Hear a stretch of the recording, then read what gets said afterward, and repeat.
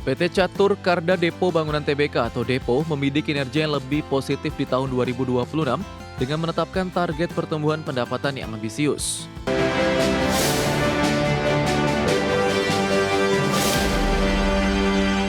PT Catur Karda Depo Bangunan Tbk atau Depo membidik kinerja yang lebih positif di tahun 2026 dengan menetapkan target pertumbuhan pendapatan yang ambisius.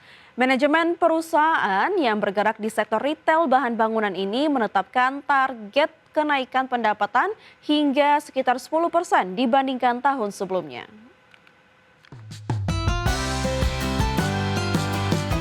PT Catur Karda Depo Bangunan Tbk atau Depo membidik kinerja yang lebih positif di tahun 2026 dengan menetapkan target pertumbuhan pendapatan yang ambisius. Menurut Depo, perencanaan strategi serta ekspansi usaha diharap dapat mendorong pertumbuhan kinerja yang lebih solid sepanjang tahun ini. Perseroan menyatakan bahwa target tersebut akan dicapai melalui kombinasi strategi ekspansi jaringan gerai serta penguatan portofolio produk. Perusahaan juga terus mengembangkan kanal penjualan untuk menjangkau konsumen lebih luas baik di wilayah urban maupun area yang berkembang. Upaya ini sejalan dengan kebutuhan rumah tangga dan sektor proyek yang terus mencari pasokan bahan bangunan berkualitas serta layanan yang modern. Strategi ekspansi ini sebelumnya juga terlihat dari rencana Depo membuka beberapa gerai baru di berbagai wilayah sebagai bagian dari upaya memperluas basis pelanggan. Ekspansi gerai di luar Jawa menjadi fokus lain perusahaan untuk menangkap peluang pertumbuhan pasar lokal di daerah yang berkembang cepat. Selain itu, perinvestasi modal usaha juga diarahkan untuk meningkatkan efisiensi operasional serta memenuhi kebutuhan pasar yang kian dinamis. Dengan target pertumbuhan pendapatan sebesar 10% di tahun 2026, Depo berupaya mempertegas komitmennya untuk memanfaatkan peluang di pasar bahan bangunan domestik. Strategi pengembangan jaringan serta kekuatan produk menjadi pilar utama pencapaian target ini. Meski menghadapi tantangan daya beli dan kondisi ekonomi makro, optimisme perusahaan tetap tinggi untuk menyentuh angka pertumbuhan yang ditetapkan. Berbagai sumber IDX Channel.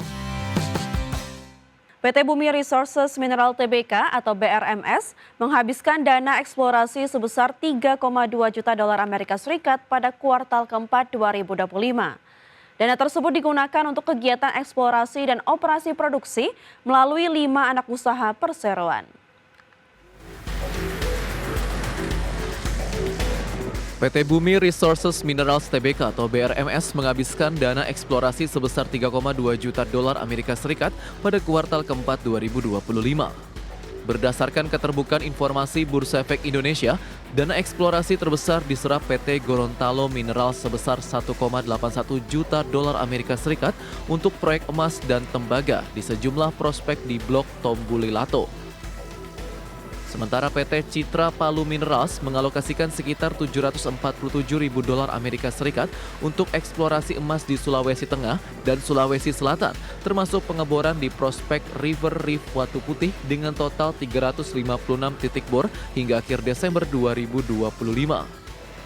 Lalu dari PT Dairy Prima Mineral mencatat biaya operasi produksi sebesar 21.000 dolar Amerika Serikat tanpa aktivitas eksplorasi baru karena prospek anjing hitam telah memasuki tahap operasi produksi. Sementara prospek Lai JH terus dikembangkan melalui pengeboran deliniasi sumber daya untuk meningkatkan klasifikasi cadangan mineral. Eksplorasi juga dilakukan PT Linge Mineral Resources dengan dana 338.000 dolar Amerika Serikat di sejumlah prospek proyek ABO. Terakhir, PT Suma Hexa Sinergi menggelontorkan 277.000 dolar Amerika Serikat untuk operasi produksi emas dan perak di wilayah Pasir Karang dan sekitarnya. Adapun, langkah ini mencerminkan fokus BRMS dalam memperkuat basis sumber daya mineral jangka panjang.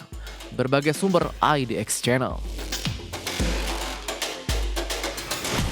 PT Integra Indo Kabinet Tbk terus menjadikan pasar ekspor sebagai pilar utama pendapatannya di tengah kondisi global yang dinamis.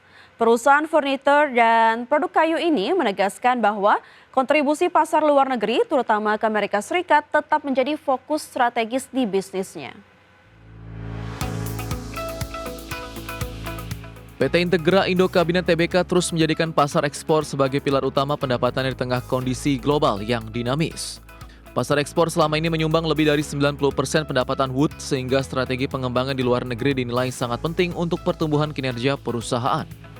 Manajemen kini menargetkan peluang baru di Amerika Serikat sambil tetap melanjutkan diversifikasi ke negara tujuan ekspor lainnya.